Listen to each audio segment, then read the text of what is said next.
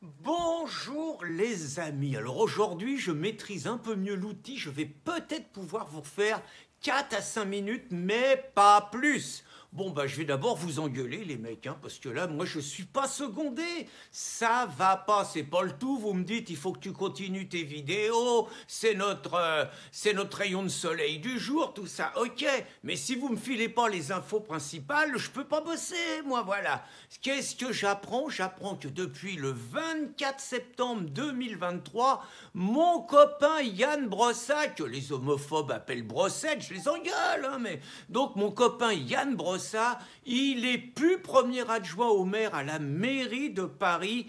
Il est devenu sénateur communiste. Et j'ai pas eu le temps, 6 semaines à cause de vous. J'ai pas eu le temps de féliciter mon copain Yann. Yann, c'est un cadeau. J'ai une admiration sans borne pour lui. D'abord, ses origines, hein. Alors c'est un juif, il est communiste et il est homosexuel. Il est tout ça à la fois. Grand bien lui fasse, y a pas de problème. Mais c'est un juif particulier parce que ses parents, c'était des grands intellectuels. Son père, il était prof de philo et il bossait un peu au Monde. Et sa mère, c'était une militante d'extrême gauche israélienne, mais une gauchiste antisioniste, une gauchiste pro-palestinienne.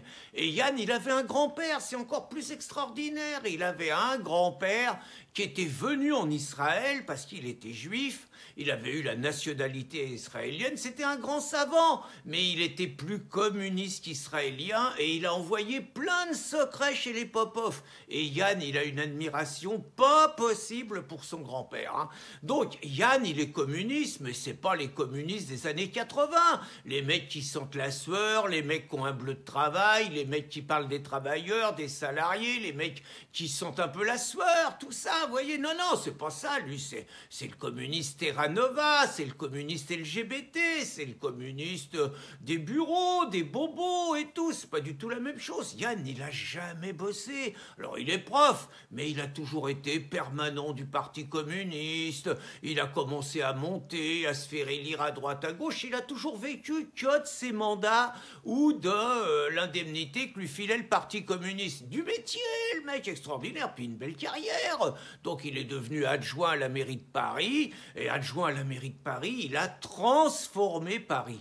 Grâce à lui, il y a des migrants, il y a des clandos partout à Paris. Et donc, puis Paris est plus très propre. Il y en a qui disent que c'est une ville poubelle, que c'est une ville du tiers-monde, mais c'est la ville de l'égalité républicaine qui voulait Yann. Et la dingo, elle était d'accord. Mais la dingo, elle n'a pas pu s'aligner. Yann, il arrive à 40 piges. 40 piges, bah lui, il faut qu'il assure ses arrières. Et là, sénateur, alors ça va, il voyage gratuit à vie en première classe. S'il est sénateur 6 ans, je crois qu'il a 3 000 € de retraite, des frais d'obsèques s'il arrive quelque chose. Enfin bon, la dingo, elle n'a pas pu s'aligner. Et puis Yann, ce qui est extraordinaire, c'est que il a des discours exceptionnels. Par exemple, il veut sauver la planète, il veut plus que les gens y prennent l'avion. Mais c'est pas parce qu'il veut plus que les gens y prennent l'avion que lui il prend pas l'avion. Mais lui c'est autre chose. Yann, c'est parce que c'est un dirigeant important, c'est la nomenclatura soviétique. Et puis bon, Yann, il aime bien qu'il y ait des migrants, mais pas trop dans son coin. Il habite un quartier privilégié vers Montmartre, la rue Le Pic, je crois. Et puis il achète des petits appartements en Corse et tout. Bon, vous voyez, c'est la Dolce Vita pour Yann. On peut être communiste et aimer les belles choses et aimer le luxe et aimer, bon, avoir un petit peu d'argent, quoi. Alors Yann, on avait eu des embrouilles. Un jour, il avait voulu me faire un procès. Très franchement, je lui en veux pas, Yann. Il s'est ramassé. Bon, on n'a jamais eu de suite, hein. Bon, la dingo, c'est pareil. Elle nous avait fait un procès.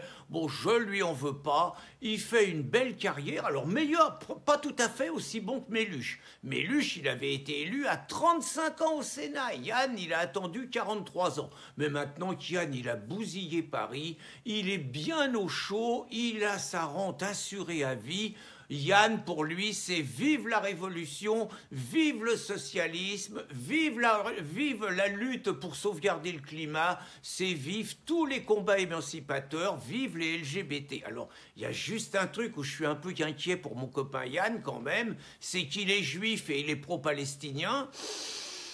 Ça va pas être facile pour lui. Il est juif et homosexuel et pro-palestinien. Quand il va fréquenter les palestinos homophobes, ça va pas être facile non plus pour lui. Mais je lui fais confiance. C'est un mec qui saura toujours nager. Et donc vraiment, je félicite mon copain Yann pour sa brillante promotion.